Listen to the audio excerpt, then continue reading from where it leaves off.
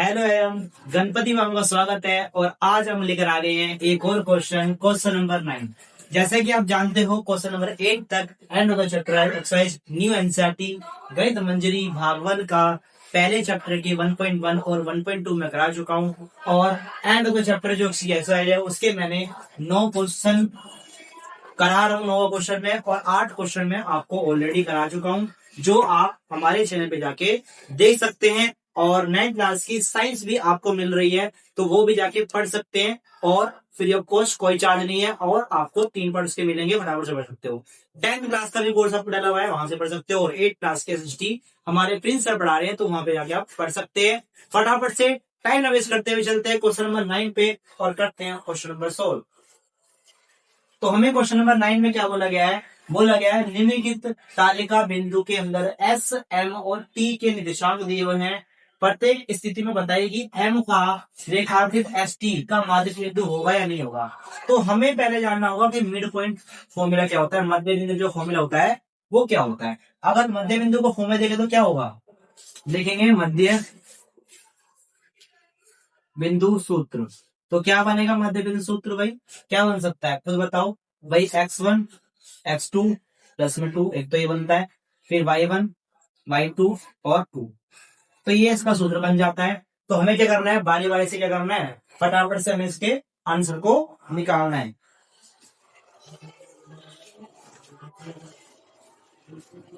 तो फटाफट से देखेंगे इसके आंसर को। पहले क्या लेंगे, हमें इसके आंसर निकालने की ये सही है या नहीं है। तो भाई इसको मान लेते हैं x1, इसको मान लेते हैं x2। तो निकालते हैं पहले भाई, फर्स्ट का निकाल रहा हूं मैं।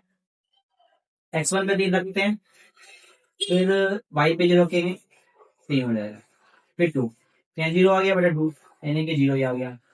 अब y के निकालेंगे, y की कोऑर्डिनेट्स देखो। तो भाई 0 रख लो, ये y1, ये y2 रख लो। तो 0 प्लस 0 बटे 2, तो 0 ही आना है। तो यानी कि भाई इसके कोऑर्डिनेट्स कितने 0 है, तो यानी ये ठीक है। क्या आएगा, यस आ जाएगा। फिर ये किससे आया अभी, किस रीजन से आया ये, देखिए मध्य बिंदु सूत्र से। ठीक है, ये आंसर ठीक है। जो दे रखा है मतलब बीच वाला वो ठीक है इसके कोऑर्डिनेट्स। अभी हमें ये वाला चेक करना है, तो इसको चेक करेंगे फटाफट से। यहाँ पे रख लेते हैं इसको, सही वाले को जो दे रखा है।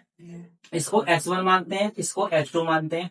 तो x1 2 हो गया, यहाँ 4 हो गया, और बटे में 2 आ गया। तो काटो 6 और 3, 2 आ जाएगा, कितना आएगा 3। फिर ऐसे y की वैल्यू निकालो। तो इसको मानते हैं y1, इसको मानते हैं y2। तो भाई 3 प्लस 5 इक्वल टू क्या दे रखा है आपको 2। तो 8/4 2 आ जाएगा, काटेंगे तो कितना आएगा 8 है, 4 आएगा, कितना है 4। यानी भाई x पे 3 y पे 4, x पे 3 y पे 4, ये भी ठीक है। तो इसको यस कर देंगे, यहाँ पे मध्य बिंदु लगा देंगे। Same to same same to same आ जाएगा। अब इसे चेक करेंगे क्या ये ठीक है। तो भाई इसको चेक करने के लिए क्या करेंगे, यहाँ पे आएंगे और यहाँ देखेंगे x1 x2। ठीक है, तो 0 प्लस 0 बटे 2 क्या आएगा, 0 आ रहा है भाई x पे। तो फिर y पे देखो, y पे क्या आ रहा है, y1 y2। अब y1 पे 0 है, फिर यहाँ पे क्या है माइनस का जगह माइनस का आ जाएगा, बटे 2 आ जाएगा। तो यहाँ आ जाएगा 10 माइनस का 2 5 आएगा। तो लेकिन यहाँ तो 0 है, यहाँ 5 है, लेकिन यहाँ पे 0 और प्लस का 5 है। तो भाई ये गलत हो गया, 9 आएगा। भाई कैसे पता करें कि सही कोऑर्डिनेट्स क्या होंगे, देखेंगे मध्य बिंदु सूत्र से कौन से कोऑर्डिनेट्स हो जाएंगे इसके, 0 और माइनस का 5 जो सही होंगे। ठीक है, ऐसे हमें ये वाला देखना है। तो उसको मैं थोड़ा सा छोटा कर लेता हूँ, यहाँ पे रख लेता हूँ। और यहाँ पे रखने के बाद इसको क्या करता हूँ, थोड़ा सा दिख रहा होगा आपको यहाँ पे, 1 मिनट बस, इसको यहाँ रख लेता हूँ और यहाँ कर देता हूँ। भाई अगर मैं, ये तीसरा था हमारा, ठीक है। फोर्थ वाला देखते हैं, फोर्थ वाले में क्या कह रहा है। फोर्थ में कह रहा है x1 लेते हैं, y1 लेते हैं, x1 x2। तो x1 की वैल्यू 8 है, इसकी वैल्यू कितनी है 6 है, कर लेते 2।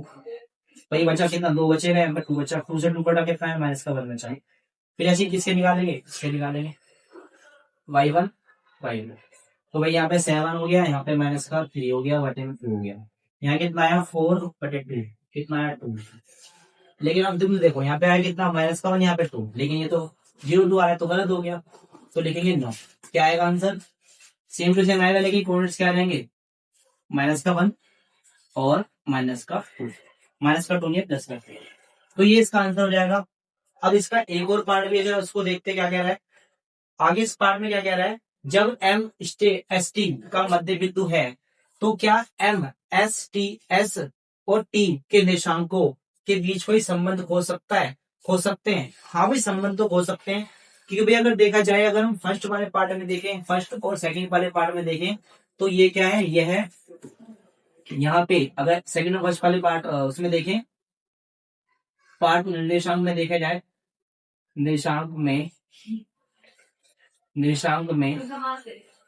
एम एस और टी का क्या है, मध्य, एक मिनट बस, मध्य बिंदु है।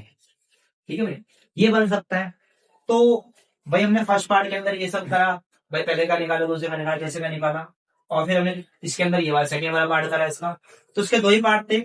कैसा लगा आपको क्वेश्चन, समझ में आया तो उसको लाइक करें, शेयर करें, कमेंट करें, और फटाफट से ज्यादातर जो बच्चों और दोस्तों को अपने शेयर करें, ताकि वो भी इसका लाभ उठा सके।